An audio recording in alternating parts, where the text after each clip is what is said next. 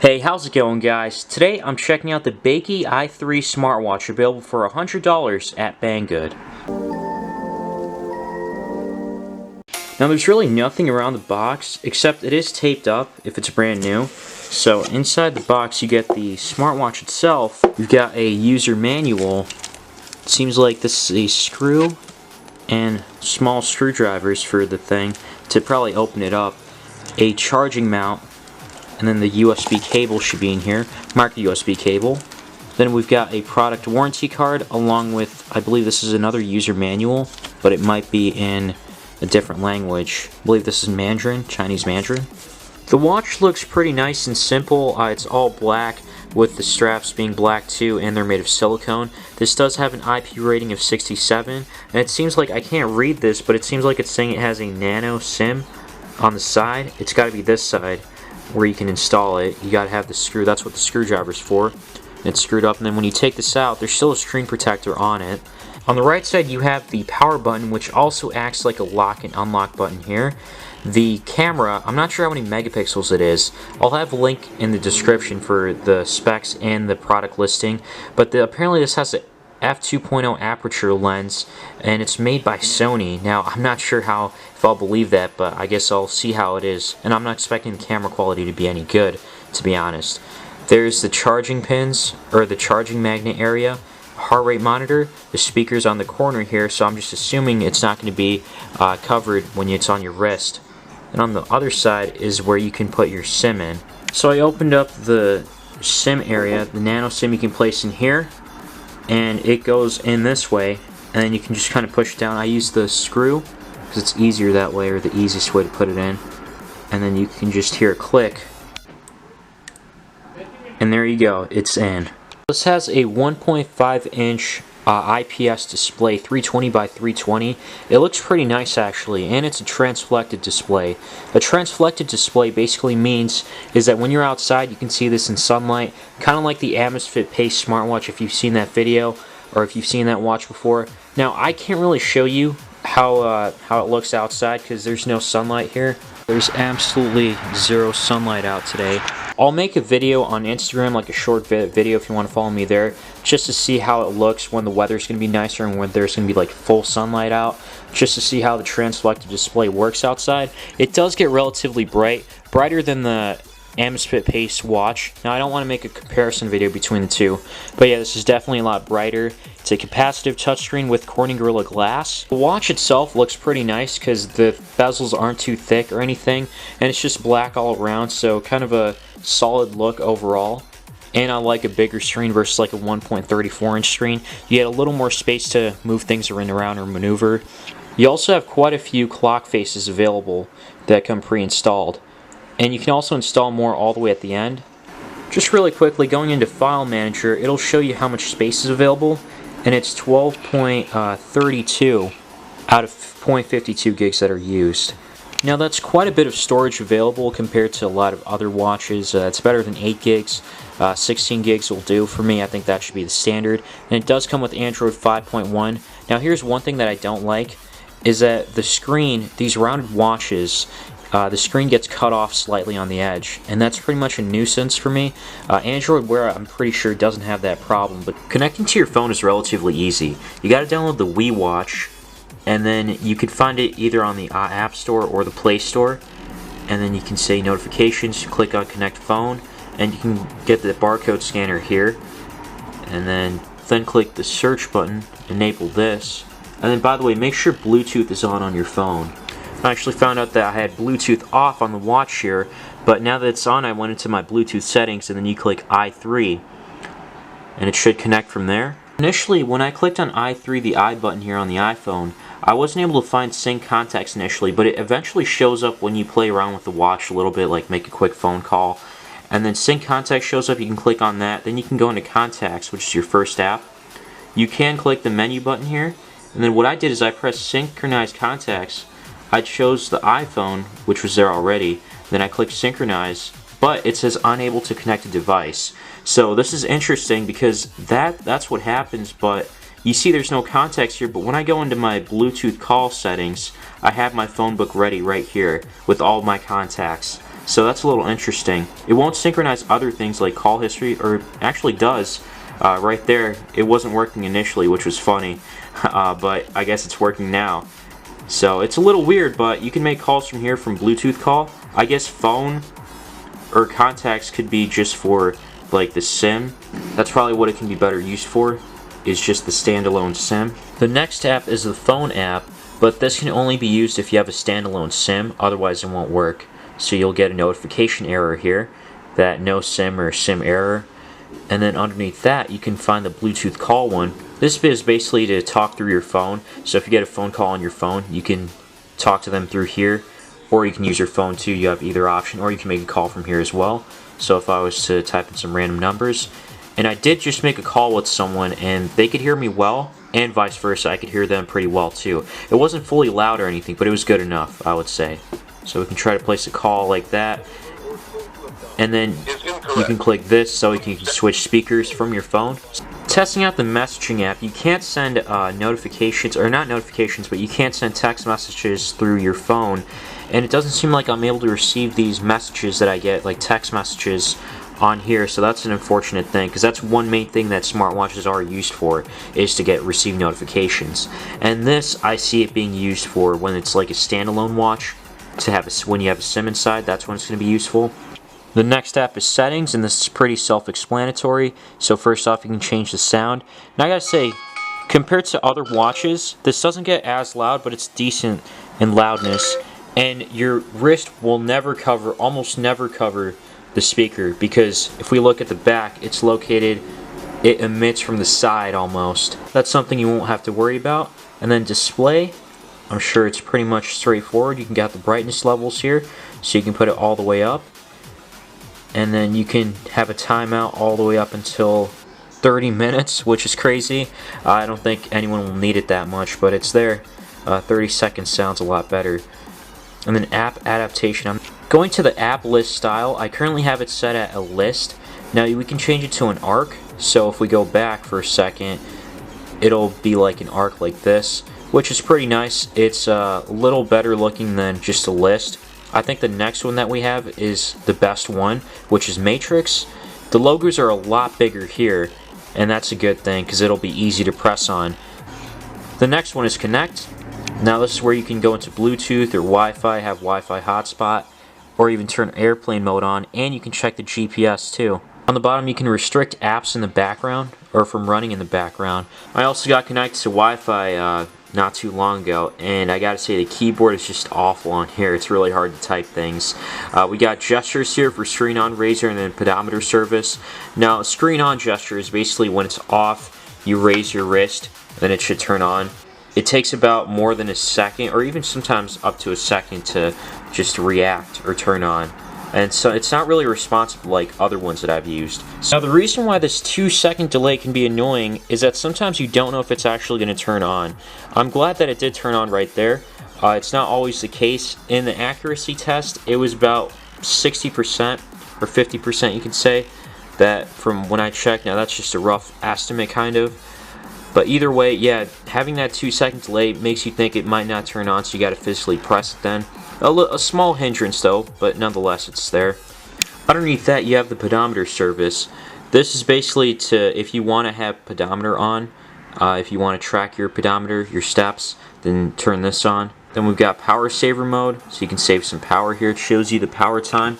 I just recharged this, so I'm sure everything would be fine. But yeah, this is a nice thing to see. This does have a 500 milliamp hour battery. I gotta say, I believe that's the largest battery I've seen on a smartwatch under $100, so that's definitely a plus right there. But again, sometimes that could just still last for a day, depending on how performance is and how like this runs things. So for languages, you've got all these languages here, and then you can go all the way down. There's quite a variety. I'm not going to spend too much time on each one, but yeah, we'll keep it to English for now. Then you can apparently change your keyboard. I guess this is the only one we have here. And then we have Google Voice. Then you've got voice input. You can have either or enabled. What that does is when you're in the Google app, you can say, "Okay Google," and it should be able to search something for you. Kind of like Siri when you say, "Hey Siri." Just want to make sure mine didn't turn on out of nowhere. Nope, it didn't. That's perfect. You got text-to-speech output. Got speed rate at which the text can be spoken.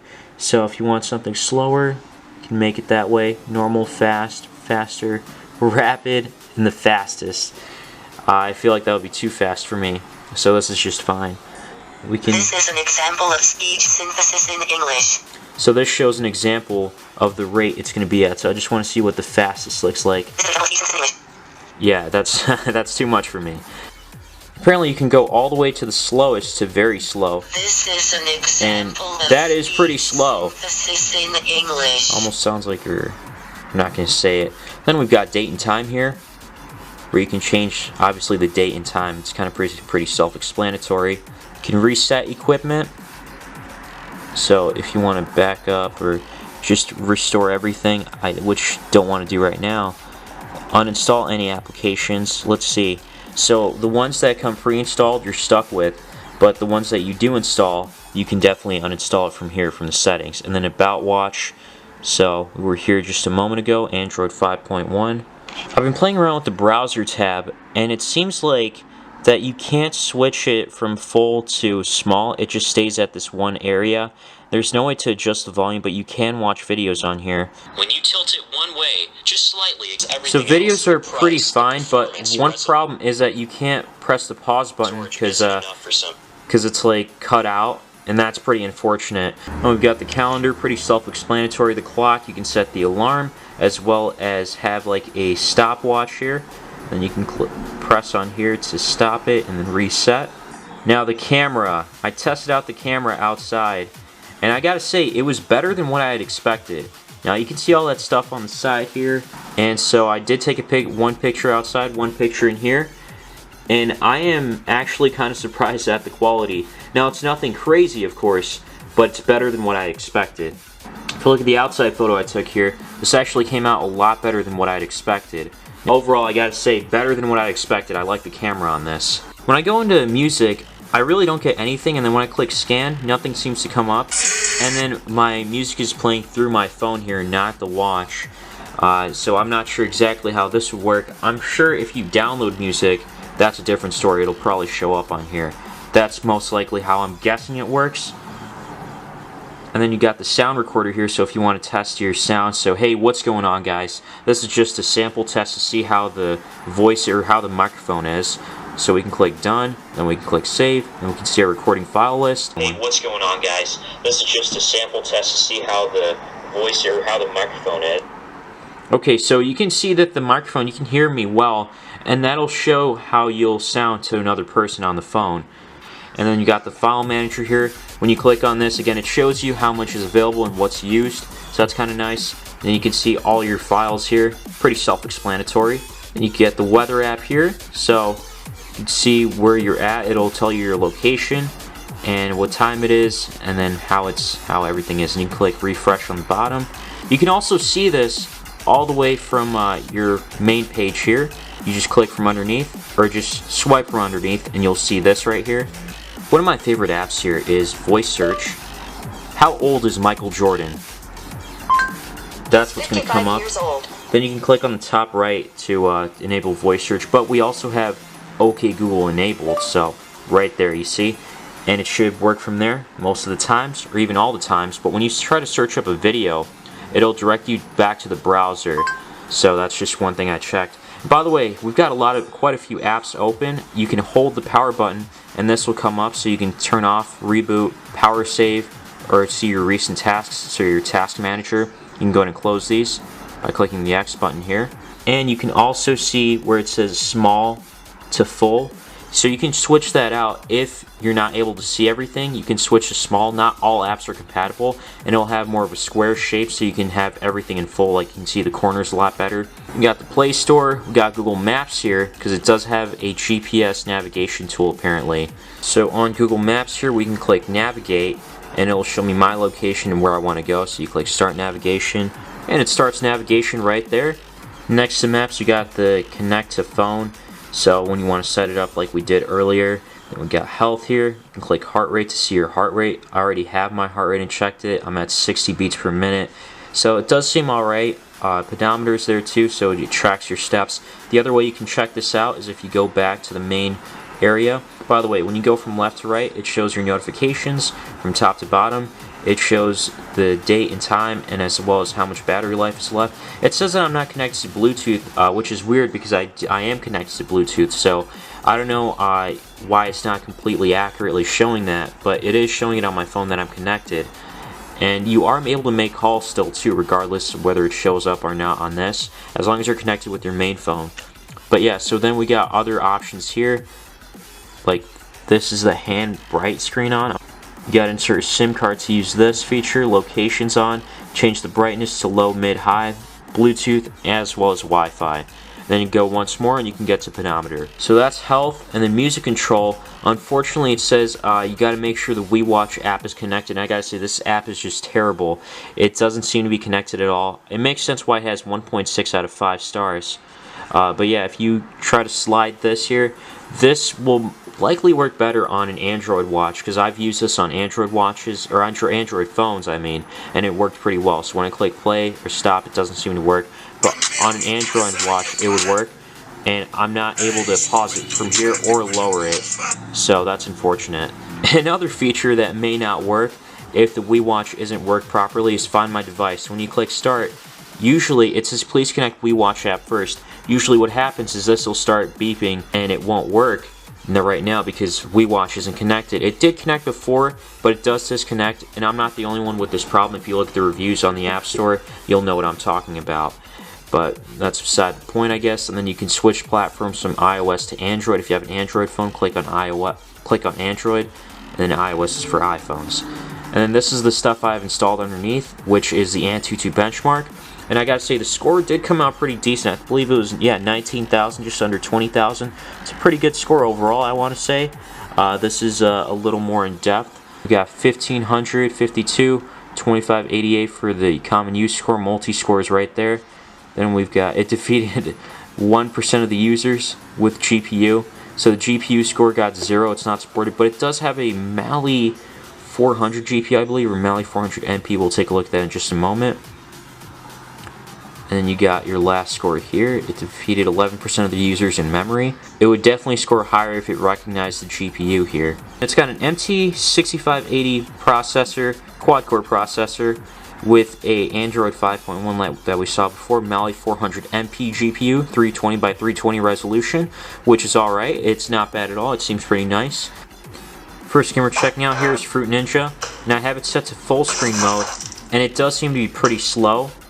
But not just that, it's a little hard for when the fruit comes up. If you've ever played this game before, it usually comes up a little higher, but since it's full screen, it's a little cut off on the bottom, and it makes it harder to cut on the edges. And oh, I shouldn't have done that. Okay, so now this is the regular screen mode, and wow, that is pretty bad. It's because the screen is even smaller now, so it kind of makes it unplayable. But it is slow, but some could say it's smooth enough to be playable in that aspect, but I think it's just too small to be played. Maybe if you have small hands, it might work better. Sonic Dash here runs really well.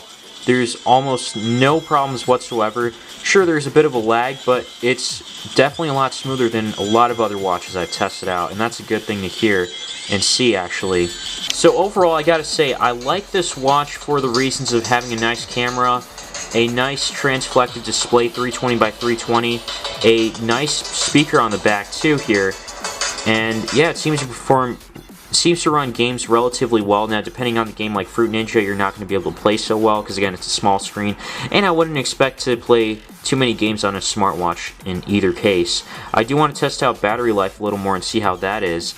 It doesn't seem to get too hot either, so that's definitely a plus right there. I like the simple look of it too. Yeah, this has been the first look at the Bakeey i3 smartwatch. What do you guys think? Let me know in the comments down below. Leave a like if you found this video helpful, and subscribe if you want to see more. As always, thanks for watching.